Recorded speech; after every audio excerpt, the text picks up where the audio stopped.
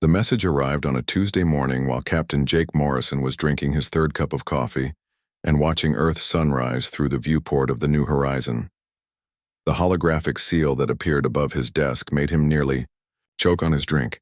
It was the official mark of the Galactic Council, something most humans had only seen in history books. "Well, that's new," Jake muttered, setting down his mug. He had been expecting routine patrol orders, maybe another diplomatic mission to one of the outer colonies. He definitely had not been expecting an invitation to take part in the most important test in known space. The hologram flickered to life, showing an alien with blue-tinted skin and too many eyes. Jake recognized the species from his xenobiology briefings. This was a Zephyrian, one of the founding members of the Galactic Council. They were known for being polite, proper, and looking down on just about everyone else in the galaxy. "Greetings, Captain Morrison of the human vessel New Horizon," the alien said in perfect English, though his voice carried that weird musical quality all Zephyrians had. "I am Ambassador Telkamar of the Galactic Council. Your species has been selected to participate in the Universal Species Evaluation." Jake leaned back in his chair. Every human in space knew about the Universal Species Evaluation, or the exam as most people called it. It was the test that determined whether a species was ready to become full members of the galactic community. No species had ever passed it completely. The best anyone had ever done was the Krex Empire, and they were considered the toughest warriors in known space. The evaluation will take place at Testing Station Omega, located in orbit around the neutron star designated as Kepler 441, the ambassador continued. "You have been granted permission to bring 4 additional team members. The test will begin in 30 standard days." The hologram paused, and Jake could swear he saw something like pity in those alien eyes. "Captain Morrison, I feel I should warn you. This test has broken the finest minds of 73 different civilizations. The challenges you will face were designed by the architects themselves, before their great civilization fell to unknown forces. Perhaps your species should consider whether you are truly ready for such an undertaking." Jake grinned. It was the same grin he had worn when his flight instructor told him he would never make it through pilot training. The same one he had given the Academy Board when they said a farm boy from Iowa had no business commanding a starship. "Ambassador, we didn't come this far to back down now. We'll be there." The hologram nodded, though Jake could tell the alien thought humans were making a huge mistake. "Very well. You will receive detailed coordinates and preparation materials within the hour. May fortune favor your species, Captain Morrison." After the transmission ended, Jake sat in his chair for a long moment, staring out at the stars. Then, he activated the ship's communication system. "All senior staff to the conference room. We've got ourselves a situation." 20 minutes later, Jake looked around the table at his closest friends and colleagues. These were the people he would trust with his life and, apparently, the reputation of the entire human race. Dr. Lisa Grant sat to his right, her red hair pulled back in its usual messy bun. She was the best xenobiologist in the fleet, someone who could look at an alien life form and understand how it worked better than the aliens themselves. She had grown up on a farm in Montana, which Jake figured gave her a practical approach to problems that most scientists lacked. Across from her sat Sergeant Carlos Rivera, a military engineer who could fix anything with whatever happened to be lying around. He had once repaired a damaged fusion reactor using spare parts from a coffee machine and some wire he found in a storage closet. Carlos came from a big family in Texas, and he treated every problem like something he could solve if he just thought about it the right way.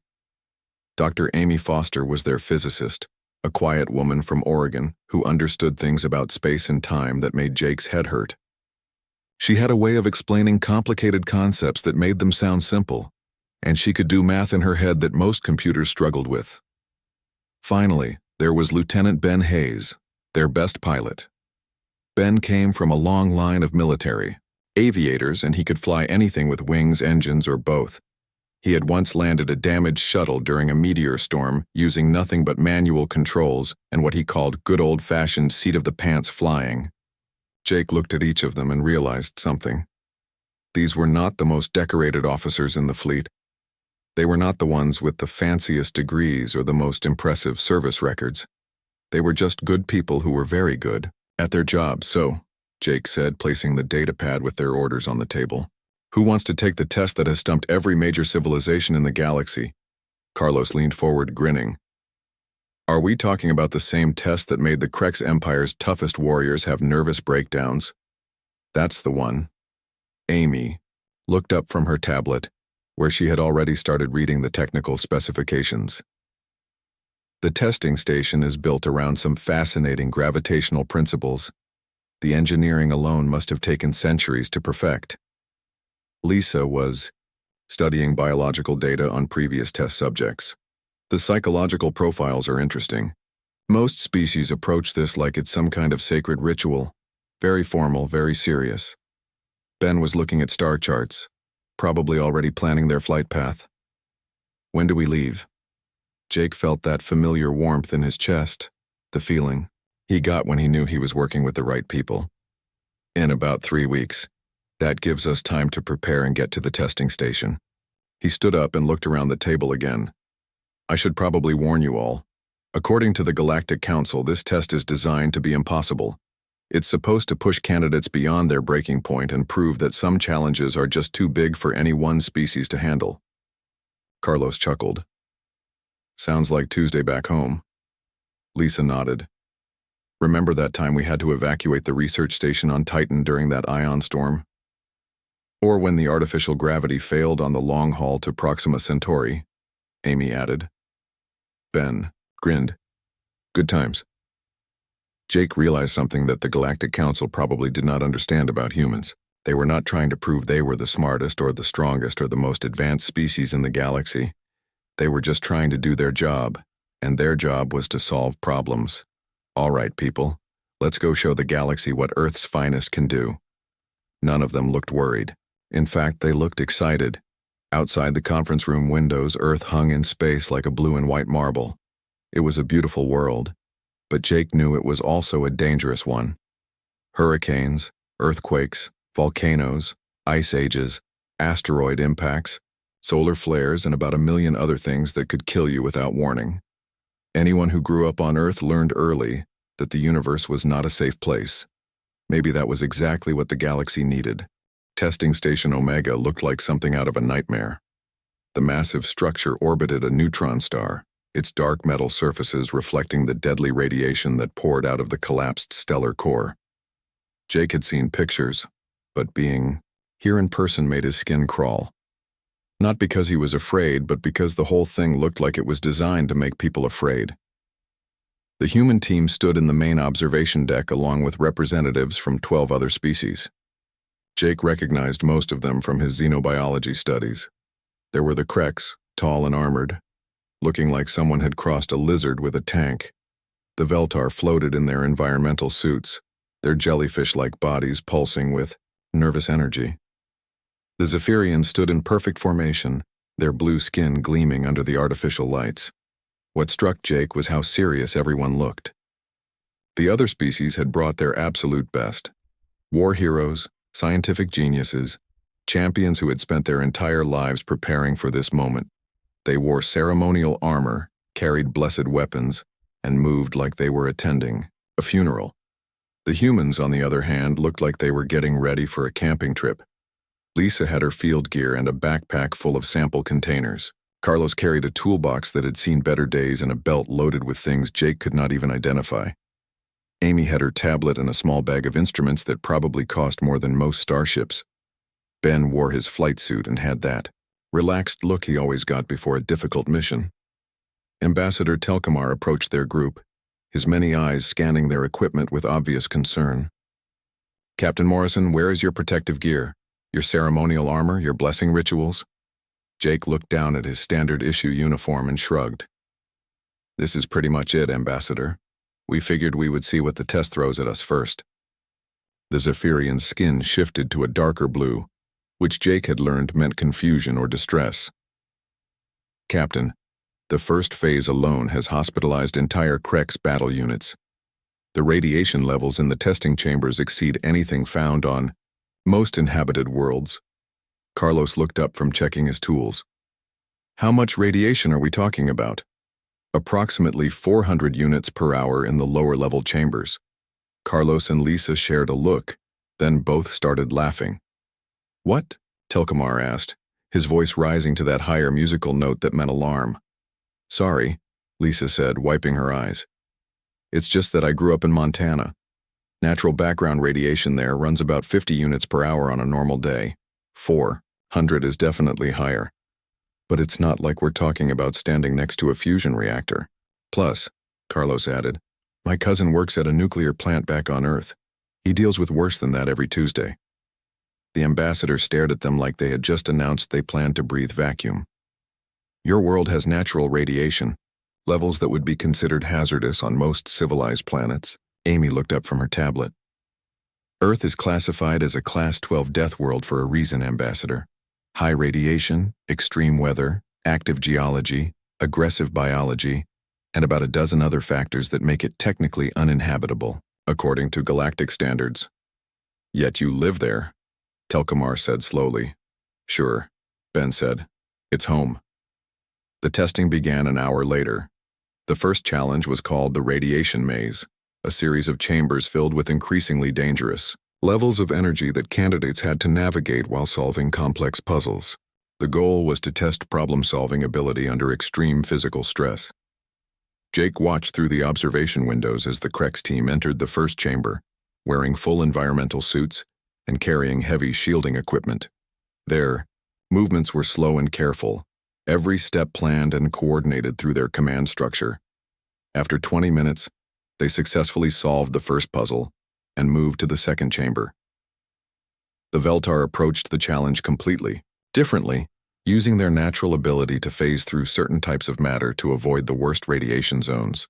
Their solution was elegant and showed incredible understanding of exotic physics, but it took them nearly an hour to complete the first section. When it was the humans' turn, Jake's team simply walked into the first chamber wearing their normal clothes. The monitoring station erupted in alarm signals. Radiation levels critical, announced the automated system. Biological hazard detected. Immediate evacuation recommended. We're good, Jake called over the intercom.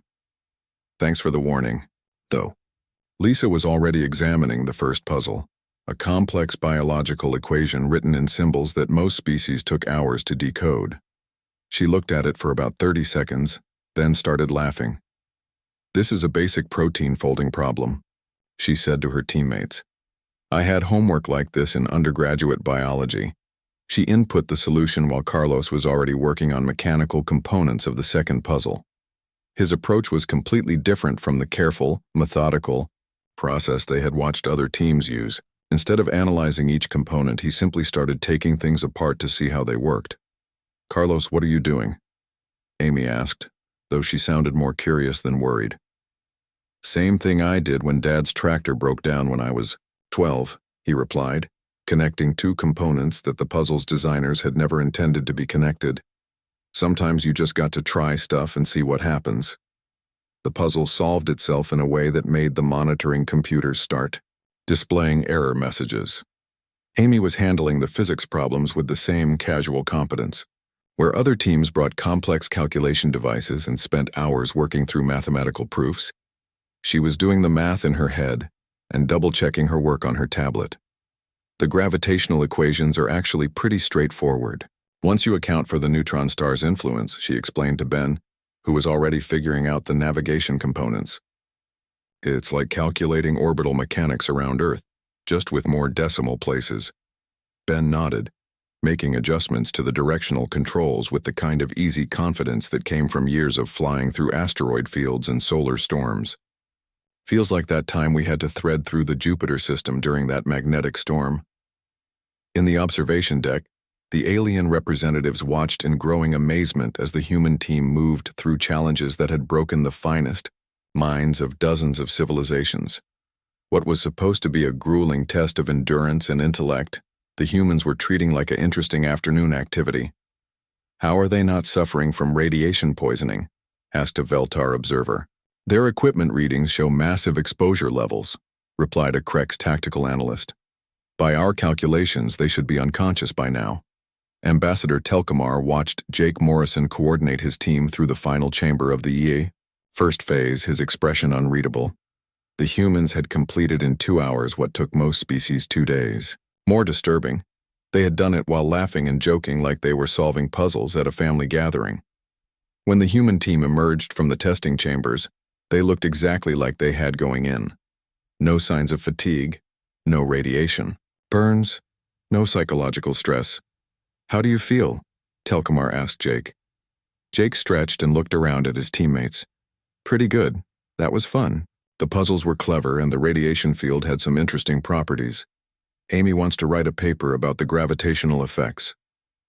"That was the easy part," Telkamar said quietly. Jake grinned, that same easy smile that was starting to make the alien observers very nervous, looking forward to it. The second phase of testing took place in what the station computers called the psychological evaluation chambers.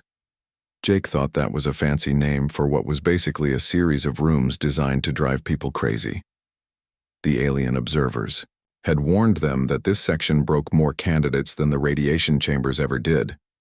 Mental resilience testing, Ambassador Telkamar explained as they stood outside the entrance. Each chamber contains scenarios designed to trigger the deepest psychological responses of sapient beings. Fear, despair, isolation, impossible moral choices. The simulations are based on actual historical events that destroyed entire civilizations. The Krex team had gone first. Their greatest warrior, a veteran of 47 battles, had lasted 18 minutes in the first chamber before requesting immediate extraction. The medical team was still treating him for what they called acute psychological trauma. The Veltar representative had not even entered the chambers. After reviewing the scenarios, their team leader had formally withdrawn from the evaluation, stating that exposure to such psychological warfare would damage their entire collective consciousness. Jake watched through the monitoring screens as the Zephyrian team entered the first chamber. These were supposedly some of the most mentally disciplined beings in the galaxy, trained from birth in meditation and emotional control. The scenario they faced appeared to be a simulation of their homeworld being destroyed while they were powerless to help. The Zephyrian team leader began showing signs of distress within minutes. His skin color shifted rapidly between different shades of blue and purple, indicating severe emotional turmoil. After 27 minutes, he was found curled in a corner, repeating the same phrase over and over in his native language. "What's he saying?" Jake asked. "We cannot save them," Telkamar translated quietly. "We cannot save them." It took 3 hours to stabilize the Zephyrian team leader enough to remove him from the chamber. "Your turn," announced the testing supervisor, a mechanical voice that came from speakers throughout the observation area. Jake looked at his team. Lisa was reading something on her tablet and occasionally chuckling. Carlos was fixing a loose wire on his equipment belt. Amy was watching the gravitational display and taking notes. Ben was checking the time, probably calculating how long they had before lunch. "Ready?" Jake asked. "Sure," Lisa said, not looking up from her tablet. "This should be interesting." They entered the first chamber, and immediately Jake felt the oppressive atmosphere that the simulation created. The air felt thick and wrong, and shadows moved in ways that did not match the light sources. The chamber transformed around them, creating what appeared to be a perfect replica of Earth. Then it began showing Earth being destroyed. Jake watched asteroid impacts flatten cities he recognized. He saw oceans boiling away and continents cracking apart. The simulation was incredibly detailed, designed to trigger every possible emotional response to witnessing the destruction of home and family. "Wow," Carlos said, looking up at a massive volcano erupting where Chicago used to be. "They really went all out on the special effects." "The geological modeling is actually pretty impressive," Amy added, taking readings with one of her instruments. "Though they got the physics wrong on the continent drift. That would take millions of years, not hours." Lisa was examining the biological effects of the simulated disasters. "The radiation modeling for the asteroid impacts is solid, but they clearly don't understand Earth's ecosystem recovery patterns. Life on our planet bounces back from extinction events pretty regularly." Ben was watching what appeared to be hurricanes, the size of continents tearing across the planet's surface. Reminds me of that storm system we flew through last year near Saturn. Remember that, Jake? The one where the weather service said no sane pilot would attempt passage?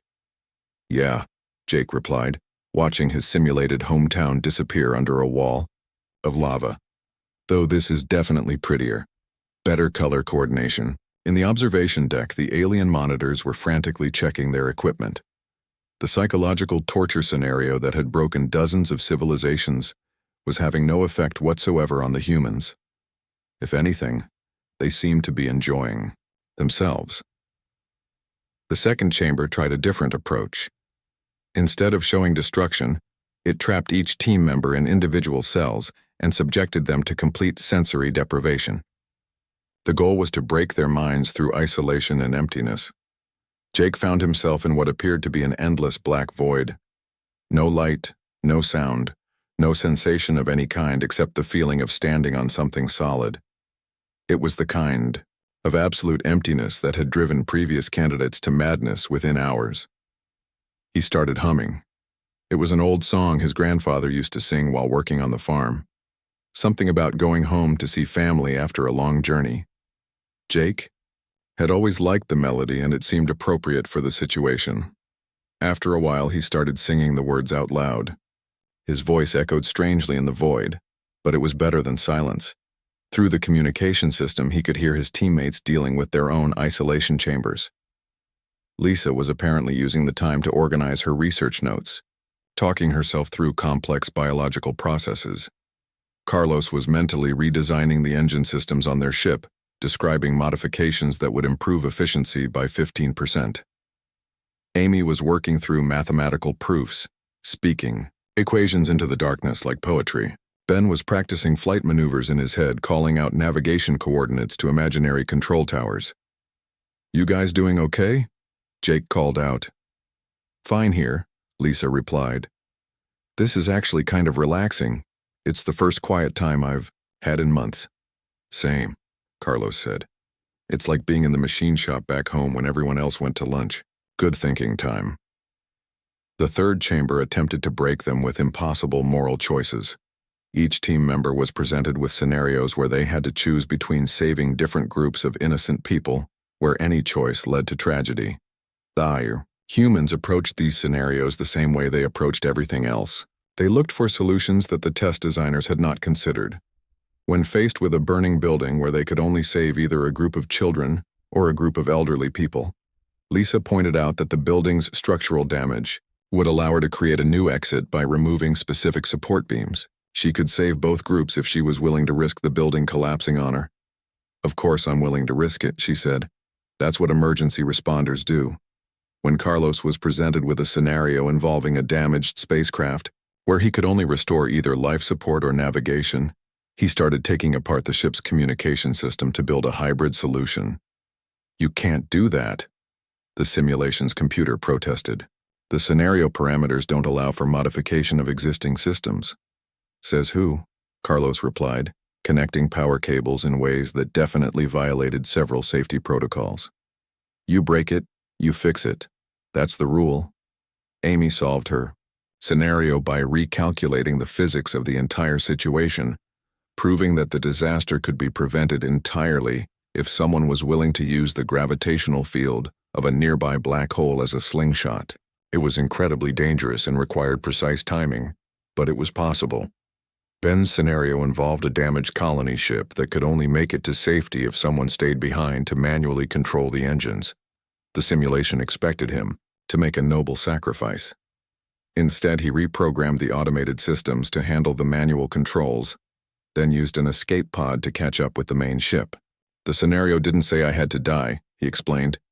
"It just said someone had to stay with the engines. I stayed until the job was done, then I left. By the time they finished the psychological evaluation chambers, the human team had not only passed every test, they had rewritten most of them." The alien observers were no longer just amazed. They were starting to look worried. Ambassador Telkamar approached Jake as they exited the final chamber. "Captain Morrison, I must ask, do your people feel fear?" Jake thought about it for a moment. "Sure we do. But fear is just information. It tells you something might be dangerous, so you should be careful. It doesn't tell you to give up. And despair?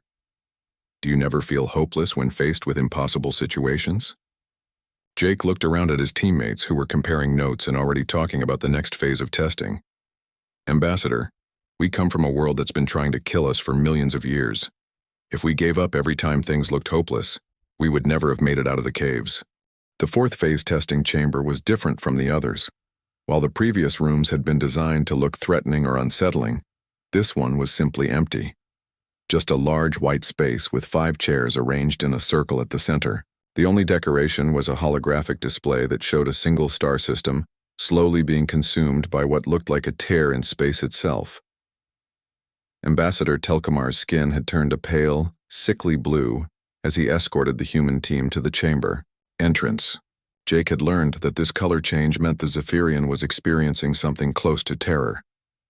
"This is the final evaluation," Telkamar said, his musical voice barely above a whisper. "What you will see in there is not a simulation. It is a recording of actual events. The scenario you must solve is real, and it destroyed the most advanced civilization in galactic history." Jake looked through the observation window at the empty room. The architects? Yes. 3,000 years ago, they were the greatest minds our galaxy had ever produced. Their technology was so advanced that even today we can barely understand the basic principles of their simplest devices. They built this testing station. They created evaluation protocols that we still use to measure the capabilities of entire species. Telkamar paused, his many eyes focusing on the holographic display. And then they encountered something that destroyed them all in less than a year. We call it the void breach. It appears randomly in different star systems, consuming everything it touches. Matter, energy, even space itself disappears into that tier in reality. Carlos whistled softly. That's a big problem. Every species that has reached this phase of testing has looked at the architect's scenarios and concluded the same thing. Some problems cannot be solved. Some enemies cannot be defeated. The wise course is to accept that certain challenges are beyond the capabilities of any single civilization. Amy was already studying her tablet, pulling up data on the void breach phenomenon. How many systems has it consumed so far? 47 confirmed, though the actual number may be much higher. We lose contact with entire sectors, and by the time scout ships arrive to investigate, there is nothing left. No planets, no stars, no debris. Just empty space where solar systems used to exist. Lisa looked up from her own research. Any pattern to the attacks? Timing? Location? Target selection? None that we can identify. The breaches appear to be completely random. They manifest without warning, expand at varying rates, and disappear just as suddenly. Sometimes they last for hours, sometimes for years. Ben was studying the star charts displayed around the chamber entrance. Are they getting bigger? More frequent? Telkamar's skin darkened further. Both. The rate of manifestation has increased by 30% in the last century. The average size has nearly doubled. Our best estimates suggest that if the trend continues, the void breach phenomenon will consume the entire galaxy within 5,000 years. Jake looked at his teammates. They were all doing what they always did when faced with a complex problem. They were gathering information, analyzing data, and thinking about solutions. None of them looked scared or overwhelmed. They looked interested. So, every other species that got to this point just gave up? Jake asked. They recognized the wisdom of accepting limitations, Telkamar replied. Even the Krex Empire, who consider retreat to be worse than death, acknowledge that some battles cannot be won. Huh, Jake said. Well, let's go take a look. They entered the chamber and took seats in the circle of chairs. Immediately, the room transformed into what Jake could only describe as a 3-dimensional movie theater. They were surrounded by holographic displays showing the final days of the architect civilization. The architects looked like tall, graceful beings made of crystal and light. Their cities were works of art that spanned entire continents, and their spacecraft moved through space like living things. They had technology that seemed like magic, able to manipulate matter and energy at the atomic level. Then the void breach appeared in their home system. Jake watched as the tear in space manifested. near the architect homeworld. It started small, maybe the size of a building, but it grew rapidly. Everything it touched simply ceased to exist. Not destroyed, not consumed, just gone as if it had never been there at all. The architects threw everything they had at the breach. Weapons that could vaporize moons had no effect. Devices that could manipulate black holes could not even slow it down.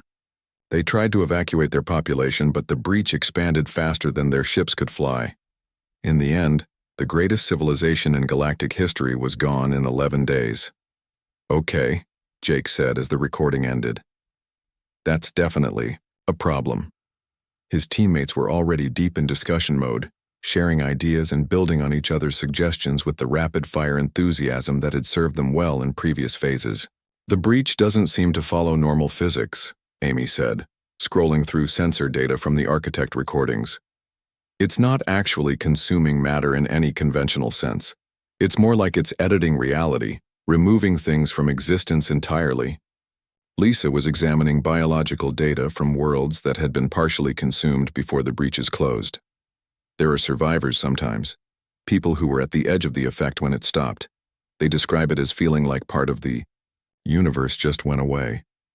Carlos was looking at the technical specifications of failed architect countermeasures. They were thinking about this all wrong. They were trying to fight it like it was a normal threat. Shooting at it, trying to contain it, trying to block it, but you can't fight something that operates outside the rules. Ben was studying the navigation data, plotting the locations where breaches had appeared. "There might be a pattern here. Look at the stellar cartography. Most of these incidents happen near systems with unusual gravitational properties. Binary pulsars, neutron star clusters, areas where spacetime is already unstable." Jake listened to his team work through the problem, and he realized something that the other species had probably missed. They were not trying to find a way to surrender gracefully or accept the inevitable. They were actually trying to solve the problem. "What if we're not supposed to fight it?" Jake said suddenly. The others looked at him. "Think about it. Every civilization that encounters this thing tries to destroy it or stop it. But what if that's not the right approach? What if the void breach isn't actually an attack?" Amy frowned. "What do you mean?" "Back home we have tornadoes, hurricanes, earthquakes. They're incredibly destructive, and for a long time people thought they were acts of divine punishment or something supernatural. But they're not. They're just natural phenomena. Weather patterns, geological processes, normal parts of how the planet works." Lisa's eyes lit up. "You think the void breach might be a natural phenomenon?" "Maybe. Or maybe it's something else entirely. What if it's not trying to destroy civilizations? What if that's just a side effect of whatever it's actually doing?" Carlos leaned forward. "Like when you're working on a machine and you have to tear apart the engine to fix the transmission. You're not trying to destroy the engine, but it gets damaged anyway because it's in the way of what you're actually trying to accomplish." Amy was already running calculations on her tablet. If the breach phenomenon is some kind of natural process, then there might be ways to predict it, redirect it, or even work with it instead of against it. Ben nodded. "Like flying through a storm instead of trying to stop the storm." Jake looked around at his teammates and saw the same expression on all their faces. It was the look they got when they had found an interesting problem to solve. "So," he said, "who wants to try something that 73 civilizations decided was impossible?" "Sounds like fun," Lisa said. "I'm in," Carlos agreed. "This could be fascinating," Amy added. "Let's do it," Ben said. In the observation deck, Ambassador Telkamar watched the human team begin working on detailed plans to solve the crisis that had stumped the galaxy for 3 millennia. For the first time in his very long life, he began to wonder if impossible was just another word for something no one had figured out how to do yet. The testing chamber transformed one final time, but instead of showing another scenario, it became something Jake had never seen before. The walls disappeared, replaced by a massive holographic display that showed the entire galaxy. Thousands of star systems stretched out around them, and Jake could see the dark spots where the void breach had consumed entire solar systems. Ambassador Telkamar entered the chamber along with representatives from every major civilization in the galaxy. Jake realized this was not part of the test anymore. This was something else entirely. "Captain Morrison," Telkamar said, his voice carrying a weight that Jake had not heard before. There is something we must tell you. The Universal Species Evaluation was never designed to judge whether civilizations were ready to join our community. Jake looked around at the assembled aliens. Every species that had failed the test was represented here. The Krex Empire's greatest generals, the Veltar collective consciousness leaders, scientific minds from dozens of different worlds. They all looked at the human team with expressions that Jake was beginning to recognize as hope. The test was designed to find the one species that could solve the void breach crisis. Telkamar continued. For 3,000 years, we have been waiting for someone to pass the complete evaluation. Someone who could look at the problem that destroyed the architects and find a solution that our greatest minds could not. Amy looked up from her tablet, where she had been working on calculations for the past hour. You've been using this as a screening process to find problem solvers. Yes. Every challenge in the evaluation was based on real crises that have faced galactic civilization. The radiation chambers test survival in hostile environments. The psychological warfare evaluates decision-making under extreme stress. The impossible scenarios measure creative thinking when faced with unprecedented threats. Carlos grinned. And we're the first species to treat your impossible test like a fun afternoon activity. Indeed. And now we must ask something of you that we have never asked of any species before. Telkamar gestured to the galactic display around them. We need you to save us all. The weight of that statement settled over the chamber. Jake looked at his teammates and saw the same realization in their eyes. The test had never been about proving humanity was ready to join the galactic community. It had been about finding someone capable of preventing the end of everything. How long do we have? Jake asked. A new voice answered. It belonged to a Krex general whose armor bore the scars of 100 battles. Our latest projections suggest the breach manifestations will reach critical frequency within 200 years. If the pattern continues, major population centers will begin experiencing regular attacks within 50 years. Lisa was studying biological data from breach survivors. What about evacuation? How many people could you relocate if you had to abandon threatened systems? A Veltar representative pulsed with soft light as it spoke. Even with our combined resources, we could evacuate perhaps 10% of the galactic population. The logistics of moving billions of beings across interstellar distances makes larger operations impossible. Ben was looking at navigation charts. What about early warning systems? If you could predict where the breaches will appear, you could at least get people out of the immediate danger zones. We have tried for centuries, replied a tall alien Jake did not recognize. The breach phenomenon appears to be completely random.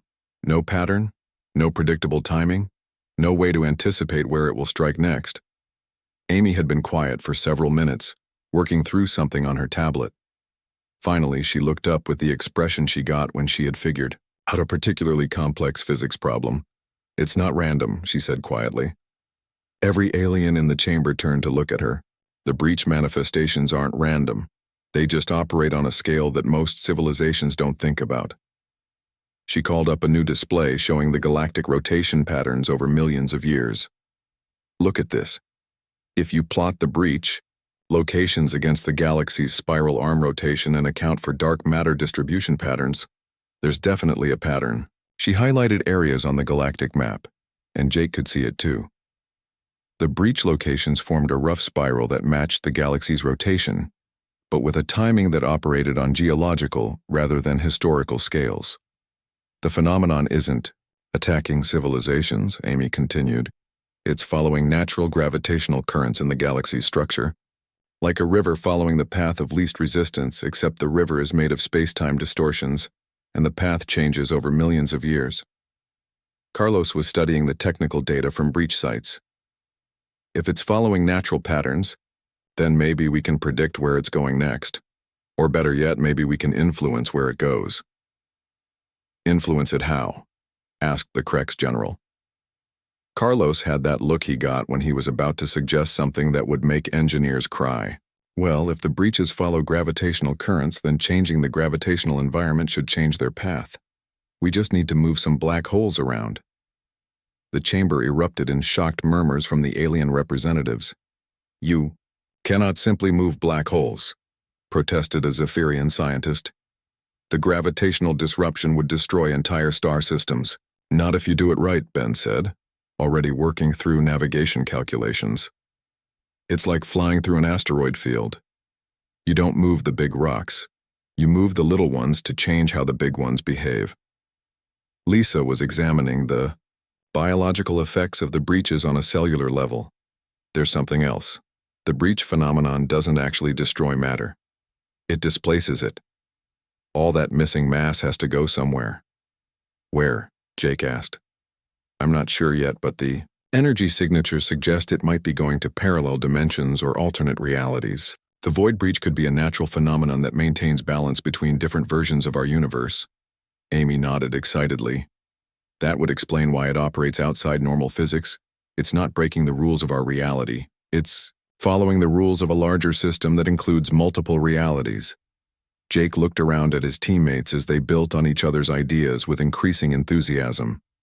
In the space of an hour, they had gone from studying an impossible problem to developing what sounded like workable solutions. So our options are to redirect the breaches by manipulating galactic gravitational patterns, predict their appearance by understanding million-year cycles, or work with the phenomenon instead of against it by treating it as a natural process. Jake summarized. Those are not options, the Krex general said flatly. Those are impossibilities that would require technology and resources beyond anything our civilizations possess. Carlos looked up from his calculations. Actually, you already have most of what we need. Your species have been building space infrastructure for thousands of years. You've got artificial gravity generators, stellar engineering capabilities, and more computing power than most people know what to do with. You just never thought to use it all together as part of one big project. A galactic engineering project, Amy added. Like the Panama Canal, but bigger. Much bigger, Ben agreed. But not impossible. Just complicated. Jake realized that once again, his teammates were doing what they always did. They were looking at a problem that everyone else considered unsolvable and treating it like an interesting engineering challenge. Ambassador Telkamar approached Jake, his skin cycling through colors that indicated a mixture of hope, fear, and amazement. Captain Morrison, are you truly suggesting that your species can solve the crisis that has threatened our galaxy for 3 millennia? Jake looked around at the alien representatives, then at his teammates who were already deep in planning mode, sketching out preliminary designs for projects that would take centuries to complete. Ambassador, we're suggesting that maybe it was never really a crisis. Maybe it was just a problem that nobody had figured out how to solve yet. He gestured to the galactic display around them. Back on Earth, we've got hurricanes, earthquakes, volcanoes, and all kinds of natural disasters. For most of human history, people thought these were impossible to predict or control. Now we have early warning systems, disaster preparation protocols, and engineering solutions that let us live safely in areas that used to be considered uninhabitable. You're comparing the void breach phenomenon to weather? Asked a Veltar representative. Cosmic weather, maybe, Lisa said. But yeah, basically. Just because something is big and dangerous doesn't mean it can't be understood and managed. Carlos grinned. Besides, we're pretty good at building things that shouldn't be possible. It's kind of our specialty. 6 months later, Jake sat in what used to be the Galactic Council's highest ceremonial chamber, now converted into a project coordination center. The walls were covered with engineering schematics, resource allocation charts, and timeline projections for what the galaxy was calling the Great Work. His tablet chimed with an incoming call from Earth. Jake answered it, and his wife's face appeared on the screen. Hey honey, how was work today? Jake looked around at the dozens of alien engineers and scientists working on plans to reshape the galaxy's gravitational structure over the next 1,000 years. Oh, you know, saved the universe, got promoted to Galactic Project Coordinator, the usual Wednesday stuff. How it